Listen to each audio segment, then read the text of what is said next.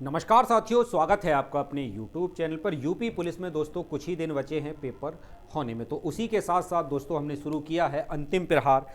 इसमें हम दोस्तों आप लोगों को 10 प्रैक्टिस सेट करवाने वाले हैं और सभी क्वेश्चन दोस्तों आप देखेंगे बेहतरीन लेवल के क्वेश्चन होने वाले हैं। तो ध्यान रखना दोस्तों, बहुत ध्यान से आप लोगों को ये सीरीज देखनी है। हर दिन आपको एक नया प्रैक्टिस सेट मिलेगा जिसमें आप क्वेश्चनों का लेवल देखेंगे तो आपको पता चलेगा कि ये सब वही क्वेश्चन है जिनके यूपी पुलिस एग्जाम में आने की प्रबल संभावना बनती है। तो चलिए शुरू करते हैं दोस्तों बिना समय गवाए आज की सीरीज को।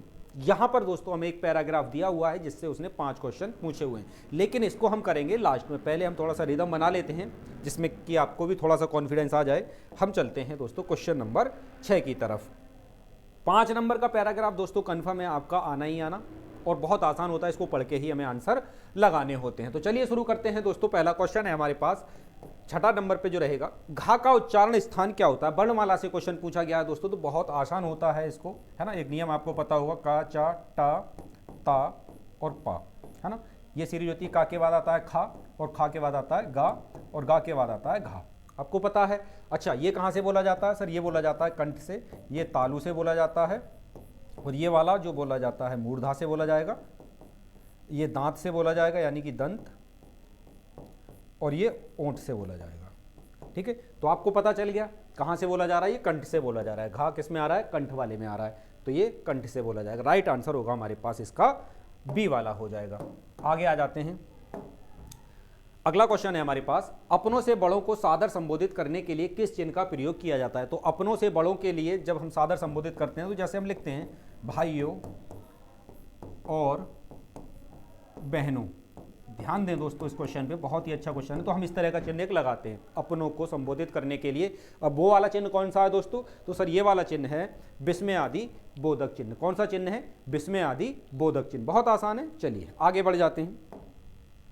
निम्न में से कौन सा शब्द स्त्रीलिंग है? निम्न में से कौन सा शब्द स्त्रीलिंग है? तो देखिएगा यहाँ पर, उपहार, मस्तक, ग्रंथ और रचना। उपहार दिया जाता है, मस्तक जो हमारा होता है, ग्रंथ लिखे जाते हैं, रचना की जाती है। तो जहाँ पे की का की आ जाए आप समझ लेना यही स्त्रीलिंग है। यही क्या है? स्त्रीलिंग है। आप इसको वाक्य में प्रयोग करके जब करेंगे तो बड़ी आसानी से इस क्वेश्चन को कर पाएंगे। ठीक है ना। चलिए आगे आते हैं। शीला अपने कपड़े स्वयं धोती है। सर्वनाम से दोस्तों ये क्वेश्चन दिया हुआ है। सर्वनाम अगर आपने पढ़े होंगे तो बहुत आसानी से इस क्वेश्चन को कर लेंगे। जहां पर कोई व्यक्ति अपना काम खुद करता है, स्वयं करता है। ठीक है, आप भले तो जग भला, एक तरह का भी एग्जाम्पल हमें सर्वनाम में देखने को मिलता है। तो ये एक प्रकार होता है दोस्तों निजवाचक। अपने कपड़े स्वयं धोती है कौन? शीला। तो जो व्यक्ति खुद का काम खुद कर रहा होता है वहां निजवाचक होता है। वहां कौन सा सर्वनाम होता है? निजवाचक सर्वनाम होता है। अच्छा, निश्चयवाचक सर्वनाम जो होता है उसके लिए यह और वह 2 शब्द चलते हैं, है ना। यह घर मेरा है, वह पुस्तक तुम्हारी है, ये निश्चयवाचक सर्वनाम का एक एग्जाम्पल हो जाता है। पुरुषवाचक सर्वनाम 3 प्रकार का होता है, उत्तम पुरुष, मध्यम पुरुष और अन्य पुरुष, है ना। तो ये मैंने बहुत आराम से पढ़ाए हुए हैं, बहुत डिटेल में पढ़ाए हुए हैं। आप चैनल पे जाके देखेंगे तो डिटेल्ड वीडियो मेरी पड़ी हुई है जिसमें 5 डे सीरीज मैंने चलाई थी यूपी। तो उसकी 3 सीरीज हो गई हैं यूपी पुलिस के लिए, 2 सीरीज बची हुई हैं, वो भी परीक्षा से पहले पहले आपकी कंप्लीट करा ली जाएंगी। कोई दिक्कत नहीं है। आगे आ जाते हैं। तो इसका सही आंसर हो जाएगा सर निजवाचक सर्वनाम। अच्छा, मैंने ये लिख दिए हैं दोस्तों जिससे कि आपको कुछ रचनाएं यहाँ पर याद हो सके।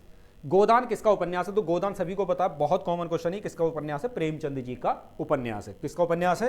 गोदान प्रेमचंद जी का उपन्यास है। एक उपन्यास और है दोस्तों इनका, मंगलसूत्र। क्या है? मंगलसूत्र। उपन्यास तो बहुत सारे हैं इनके, लेकिन मैं ये इसलिए बता रहा हूं क्योंकि मंगलसूत्र प्रेमचंद अपूर्ण छोड़ गए थे। क्या छोड़ गए थे? अधूरा लिखा हुआ छोड़ गए थे। प्रेम, इनकी मृत्यु हो गई थी। मंगलसूत्र उपन्यास को इनके बेटे ने पूरा किया था बाद में। प्रेमचंद जी की मृत्यु के बाद इनके बेटे ने इस उपन्यास को कंप्लीट किया था, पूरा किया था। जैसे जयशंकर प्रसाद भी इरावली को अपूर्ण छोड़ गए थे, है ना। इरावली को अपूर्ण छोड़ गए थे। तो हो गया गोदान, गबन, करमभूमि, बहुत सारी रचनाएं, उसमें से एक मंगलसूत्र भी याद रखना। यहाँ से क्वेश्चन बन जाता है, कई बार बना हुआ है। यशपाल की कुछ रचनाएं आप देख सकते हैं, पर्दा है, दादा कामरेड है, तर्क का और तूफान है। भीष्म साहनी की रचना दोस्तों तमस बहुत ज्यादा पूछी जाती है। तमस किसकी रचना? तो भीष्म साहनी की झरोके, तमस, बसंती, भटकती राख।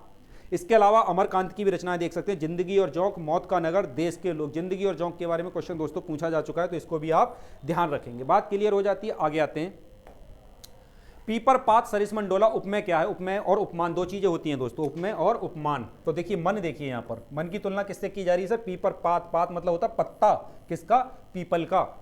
तो पीपर के पीपल के पत्ते से तुलना की जा रही है, मन की जा रही है। जिसकी तुलना की जाती है वो उपमेय, और जिससे की जाती है वो उपमान, जिससे की जाती है वो उपमान, और जिसकी की जा रही है वो उपमेय हो जाएगा। तो सर इसमें हो जाएगा मन, क्या हो जाएगा, मन हो जाएगा। आगे आ जाओ, वह स्त्री जिसका पति परदेश गया हो, बहुत इंपॉर्टेंट क्वेश्चन है दोस्तों। इसमें 4 क्वेश्चन बन रहे हैं। यहां पर एक नमोड़ा शब्द है, एक पोषित पतिका है, प्रस्थ पतिका है और आगत पतिका है। चारों का मतलब आप समझ लें। नमोड़ा कहते हैं जिसकी नई नई शादी हुई है, जिसकी अभी शादी हुई है, नई नई शादी जिसे आप कहते हैं, नई अभी शादी हुई है ना, शादी हुई हो, कोई सा भी आ सकता है दोस्तों, इसमें से चारों पता होना चाहिए। पोषित पतिका जिसका पति परदेश गया हो, है ना, इसका तो यही हो जाएगा। प्रवस्थ पतिका का मतलब है जिसका पति विदेश से आया हो, है ना, जिसका पति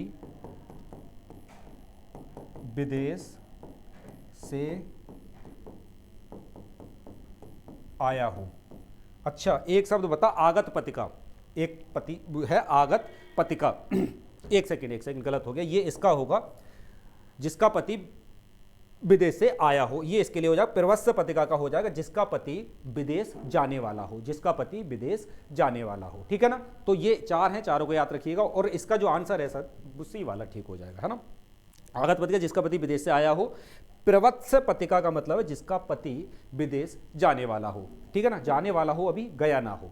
बात क्लियर है। नवोड़ा को आप देख ही लेंगे जिसकी अभी अभी शादी हुई हो। मिट्टी का तत्सम क्या होता है, तत्सम अर्थात संस्कृत का एक शब्द पूछना चाह रहा है, वो बहुत आसान क्वेश्चन है दोस्तों। इसका क्या हो जाएगा, मृत्तिका सही आंसर हो जाएगा। क्या हो जाएगा, मृत्तिका सही आंसर हो जाएगा। आगे आ जाओ, जासूसी तिलस्मी आदि साहित्य में कौन सा रस है। जासूसी तिलस्मी आदि साहित्य में कौन सा रस पूछ रहा है दोस्तों। रस कौन सा होगा, अद्भुत रस है। इसमें कौन सा रस है, अद्भुत रस है। अद्भुत रस। भयानक रस कहाँ होता है, जहां किसी चीज को देख के हम डर जाते हैं। वीर रस कहाँ होता है, जहां पे युद्ध वगैरह की बातें की जाती हैं, ठीक है। शांत रस क्या होता है, जहां कोई व्यक्ति शांत होता है, ठीक है। तो चारों रस आपको बिल्कुल क्लियर होने चाहिए यहां पर। चलिए, निम्नलिखित में से विलोम शब्दों का सही युग्म कौन सा है। तो देखिए, इत्तिप्स, अभिषिप्त, अमित, समित, अघि, निरग, इसका हया और बेहया हो जाएगा। हया का मतलब होता है शर्म और बेहया का मतलब होता है जिसे शर्म ना हो। बात क्लियर है। आगे आ जाओ, जिसे काटा ना जा सके, है ना, जिसे काटा ना जा सके उसे अकाट्य कहते हैं। अकाट्य सत्य, है ना, जिसे बिल्कुल भी काटा नहीं जा सकता। तो ए वाला हो जाएगा दोस्तों, इसमें हलंत लगा होता है, ध्यान रखना। बादल घिर आए और बारिश होने लगी। बादल घिर आए और बारिश होने लगी, जब और अथवा एवं शब्द आ जाते हैं, उन वाक्यों को संयुक्त वाक्य कहा जाता है। उन वाक्यों को संयुक्त वाक्य कहा जाता है। या ये कह सकते हैं कि जब 2 सरल वाक्यों को किसी समुच्चय बोधक शब्द के साथ जोड़ा जाता है, वह शब्द संयुक्त वाक्य कहलाता है। सरल वाक्य आपको बहुत आराम से पता होगा। सरल का मतलब होता है जिसमें एक ही विधेय और एक ही उद्देश्य होता है, अर्थात एक ही कर्ता और एक ही क्रिया होती है। जैसे मोहन पढ़ता है, मोहन एक कर्ता है, पढ़ना एक क्रिया है, अर्थात एक ही उद्देश्य और एक ही विधेय है। विधेय को हम क्रिया भी कह देते हैं और उद्देश्य को कर्ता कह देते हैं। निषेधवाचक का मतलब है जहां ना की आवाज निकले। मैं नहीं पढ़ता हूं, मैं नहीं पढ़ता हूं, ये निषेधवाचक हो गया। आज्ञावाचक है, तुम बैठकर पढ़ो, तुम बैठकर पढ़ो, तो ये आज्ञावाचक हो जाएगा। फिलहाल हमसे पूछ रहा था संयुक्त वाक्य, ठीक है। ये जो दोनों वाक्य हैं ये अर्थ के आधार पर अलग होते हैं दोस्तों। 2 प्रकार से हम वाक्यों को बांटते हैं, ध्यान रखना, ये क्वेश्चन पूछे जा सकते हैं। एक बांटते हैं दोस्तों हम रचना के आधार पे, और एक बांटते हैं वाक्यों को अर्थ के आधार पे। किसके आधार पे, अर्थ के आधार पे और रचना के आधार पे। रचना के आधार पे 3 प्रकार का होता है बच्चा, और अर्थ के आधार पे 8 प्रकार का होता है। 8 प्रकार में से 2 प्रकार आपके सामने हैं अर्थ वाले, निषेध और आज्ञा। सरल, संयुक्त और मिश्र, ये रचना के अंतर्गत बांटते हैं, जिनको हम इन वाक्यों को रचना के अंतर्गत बांटते हैं। तो बात क्लियर होगी। आगे आएंगे। सुरेश गीत गा रहा था, मतलब अभी गा लिया नहीं था उसने, गा रहा था मतलब काम चल रहा है, चल रहा है, और बात भूत की हो रही है क्योंकि था थी लगा हुआ है। तो ये हो जाएगा बच्चा काम चल रहा है, पूर्णभूत काम अभी कंप्लीट नहीं हुआ है ना। सुरेश ने गीत गा लिया है, तब ये होता पूर्णभूत, तब ये होता पूर्णभूत। अगर ये कह देता सुरेश गीत गा रहा है, तब ये होता अपूर्ण वर्तमान, तब ये होता अपूर्ण वर्तमान। अगर ये कह देता सुरेश गीत गा रहा होगा, तो ये होता अपूर्ण भविष्य। बात क्लियर है। आगे आ जाओ। अति उपसर्ग से बना शब्द है, अति उपसर्ग से बना शब्द है। मैंने अभी हाल ही में उपसर्ग और प्रत्यय के ऊपर एक वीडियो डाला है, आप जाके देख सकते हैं अगर डिटेल में समझना चाहते हैं उपसर्ग और प्रत्यय के बारे में। तो अत्यधिक होगा दोस्तों, एक शब्द होता, देखिए अत्यधिक और अत्यधिक ये वर्तनी शुद्धि में भी पूछा जाता है, तो ध्यान रखना अत्यधिक में नहीं होता है, अत्यधिक में होता है, अति उपसर्ग, ठीक है ना। और उपसर्ग का मतलब होता है, उपसर्ग और प्रत्यय का मतलब होता है, उपसर्ग और प्रत्यय निकालने के बाद किसी शब्द में से मूल शब्द बचा रहना बहुत ज्यादा जरूरी। अब मैं इसमें से अति निकाल लूंगा तो अधिक तो बचेगा, और अधिक क्या हो जाएगा, इसका मूल शब्द हो जाएगा। आगे आओ, निम्नलिखित शब्दों में से शुद्ध शब्द को पहचानिए। शुद्ध शब्द कौन सा है? देखिए बहुत आसान क्वेश्चन है, इसको वर्तनी शुद्धि है ये एक तरीके से। ये इसलिए गलत हो गया क्योंकि यहाँ पे बाद लगा हुआ नहीं है, मतलब राखी मात्रा नहीं टंगी है। आजीविका देखते हैं, अध्ययन, अध्ययन इसलिए गलत हो जाएगा क्योंकि सर यहाँ पे दो या आते हैं, इसलिए गलत हो गया। ऊनी में डबल ऊ आता है सर, ऊनी में डबल ऊ आता है, तो ये सही हो गया हमारा बी वाला। बी वाला क्या हो गया बच्चा? सही हो गया, ठीक है, तो बी आंसर ठीक है सर। नरेंद्र, है ना, कौन सी संधि है? कौन सी संधि का मतलब विच्छेद पूछ रहा है, कौन सी संधि नहीं पूछ रहा है, कौन विच्छेद पूछ रहा है ना। तो नर धन इंद्र हो जाएगा, इसमें क्या हो जाएगा, नर धन इंद्र, नर धन इंद्र। छोटी वाली ई आएगी, बड़ी वाली नहीं आएगी, कंफ्यूजन ना हो परीक्षा में, इसलिए ध्यान रखना इस चीज को।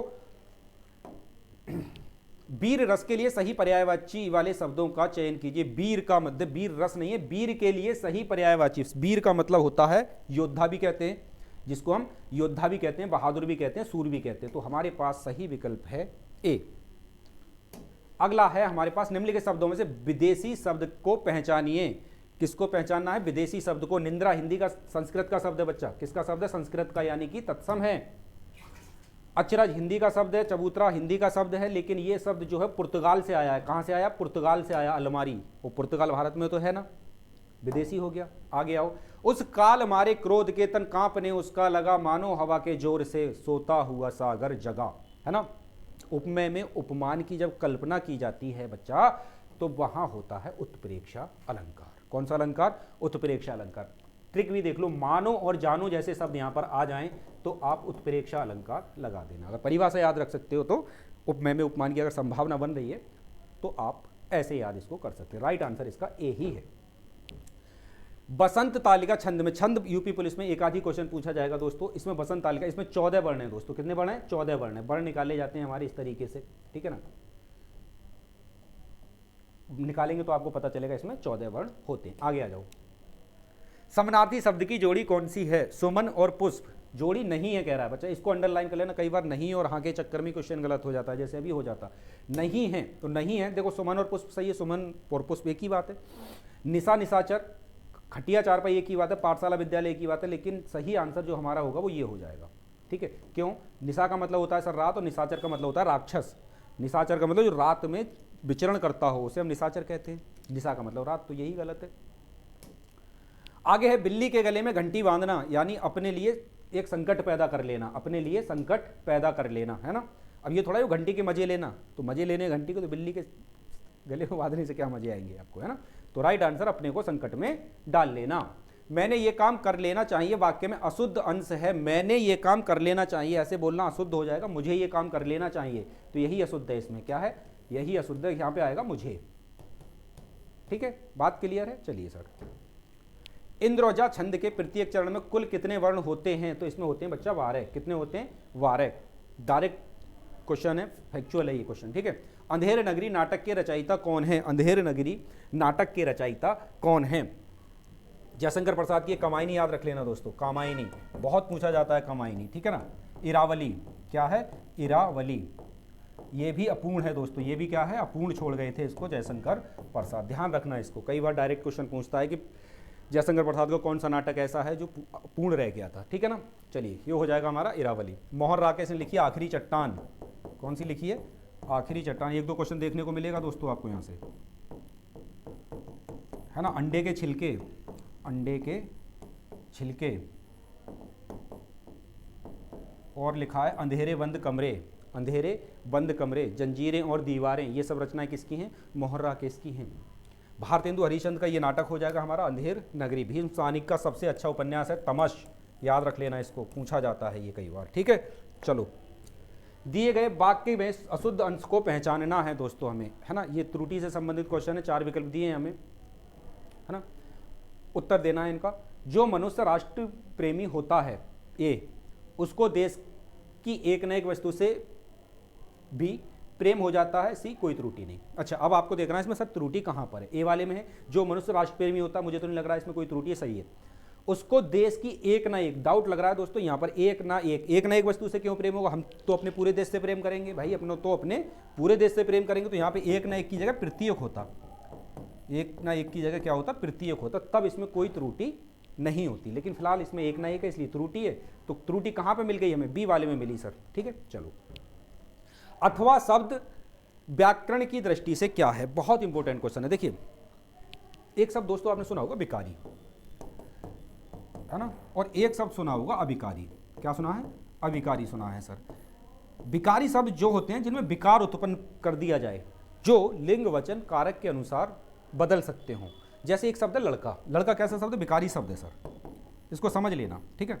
लड़का से हम लड़की भी कर सकते हैं और लड़के भी कर सकते हैं, यानी कि इसका वचन भी चेंज हो रहा है, इसका वचन भी चेंज हो रहा है, लिंग भी चेंज हो रहा है, ठीक है। लड़का से लड़की हो गया और एक वचन से बहुवचन हो गया, लड़का था लड़के हो गया, वचन भी चेंज हो गया। ऐसे शब्द होते हैं भिखारी। इसके अंतर्गत 4 आते हैं, संज्ञा, सर्वनाम, क्रिया और विशेषण। बात समझ में आ रही है, भिखारी शब्द में कितने शब्द आते हैं, 4 आते हैं सर, संज्ञा, सर्वनाम, क्रिया, विशेषण। एक होता है हमारे पास अभिकारी शब्द। अभिकारी शब्द को एक तरीके से अव्ययी कहा जाता है। क्या कहा जाता है, अव्यय। इसका मतलब यह होता है कि किसी शब्द में लिंग वचन कारक के अनुसार हम कोई भी विकार उत्पन्न नहीं कर सकते, उसे तोड़ मरोड़ नहीं सकते हैं, लिंग वचन और कारक के अनुसार। तो वैसे शब्द क्या कहलाए, अभिकारी। इनको दूसरी शब्दों में अव्यय भी कहा जाता है।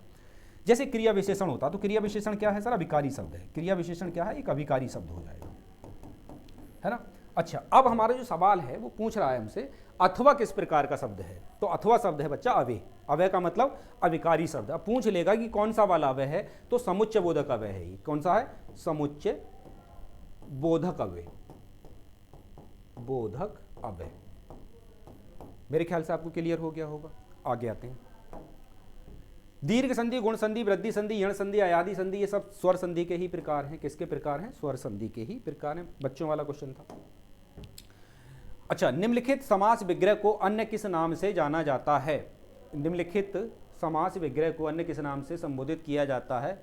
अच्छा, पद्म आसन। पद्म आसन बढ़िया क्वेश्चन है, इसको थोड़ा सा समझते हैं। पद्म आसन का मतलब है पैरों में आसन है जिनका, पैरों में आसन है जिनका। तो पैरों में कौन बैठता है, लक्ष्मी जी बैठती हैं विष्णु जी के पैरों में, है ना। लक्ष्मी जी का एक नाम पद्मा भी है, लक्ष्मी जी का एक नाम पद्मा भी, तो पद्मासन, ठीक है ना। तो ये लक्ष्मी का हो जाएगा, इसका सही आंसर हो जाएगा लक्ष्मी, ठीक है ना। चलो आगे आ जाओ। प्रयोग के आधार पर पांडु क्या, बेहतरीन क्वेश्चन है दोस्तों। ये जब क्वेश्चन आएगा ना तो मान के चलिए 2% बच्चे ही इसको सही कर पाएंगे, सिर्फ 2%। क्यों, क्योंकि इस शब्द को तोड़ना पड़ेगा तब हमें इसका आंसर मिलेगा। कैसे तोड़ेंगे, ऐसे तोड़ेंगे। देखिए, पांडु शब्द में क्या है, विशेष और विशेषण दोनों, या विशेषणीय या विशेष से। अब कंफ्यूजन मैं आपको दूर कर दे रहा हूं। पांडु का शाब्दिक अर्थ पीला होता है बच्चा, क्या होता है, पीला होता है। अच्छा, एक पांडु का मतलब जो पांडव थे, एक पांडु का मतलब जो पांडव थे, 4 भाई थे, है ना। अर्जुन के भाई जो थे 5 भाई थे, वो सब मिला के अर्जुन को, तो उन्हें भी ये शब्द बता रहा है कि पांडव। और वैसे पांडु का मतलब क्या, तो पीला। जब पीला कोई रंग होता है, पीला जब किसी की विशेषता होती है, पीला होना, तो विशेषण के अंतर्गत आएगा। अच्छा, और जो पांडव थे वो संज्ञा थे, वो क्या थे, संज्ञा थे। और संज्ञा को हम विशेष से भी कह देते हैं दूसरे शब्दों में, दूसरे शब्दों में इसको विशेष से भी कहा जाता है। तो इस शब्द में आपको क्या लग रहा है कि क्या होगा, तो पांडु शब्द के 2 मतलब निकल रहे हैं। अगर पांडु को हम एक दृष्टि से देखें तो संज्ञा भी, और एक दृष्टि से देखें तो विशेषण भी है। बात क्लियर है। तो सर इसमें विशेष और विशेषण दोनों हैं, विशेष से और विशेषण दोनों हैं। आगे आओ, निम्नलिखित में से कौन सा शब्द पुल्लिंग है। इनको वाक्य में प्रयोग करके, इच्छा होती है, रक्षा की जाती है, राष्ट्र होता है, होती नहीं है राष्ट्र, राष्ट्र होता है। और पूछ क्या रहा था, पुल्लिंग ही पूछ रहा था। सर इसी को लगा के आगे बढ़ेंगे, इसके अलावा कुछ भी पढ़ने की आगे जरूरत नहीं है। योग्यता भी दिखाई जाती है। तो हमारे जो 36 क्वेश्चन थे दोस्तों, वैसे तो 37 आते हैं हिंदी में, एक क्वेश्चन इधर से उधर हो गया है, वो हमने कंप्लीट कर लिया। लेकिन अभी हमारा एक चीज़ और बची हुई है सर, पैराग्राफ अभी हमने गद्यांश जो था हमारा, उसको हमने भी नहीं किया हुआ है, उसको भी कर लेते हैं। पीछे आ जाते हैं थोड़ा सा, 1 सेकंड के अंदर अंदर आ जाएंगे, ज़्यादा टेंशन नहीं लेनी है आपको।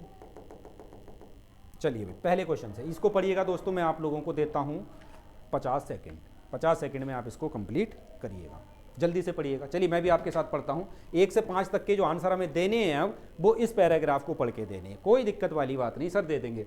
ये कह रहा है, ये कह रहा है हमसे लघु उद्योग, 1 सेकंड बच्चों, 1 सेकंड।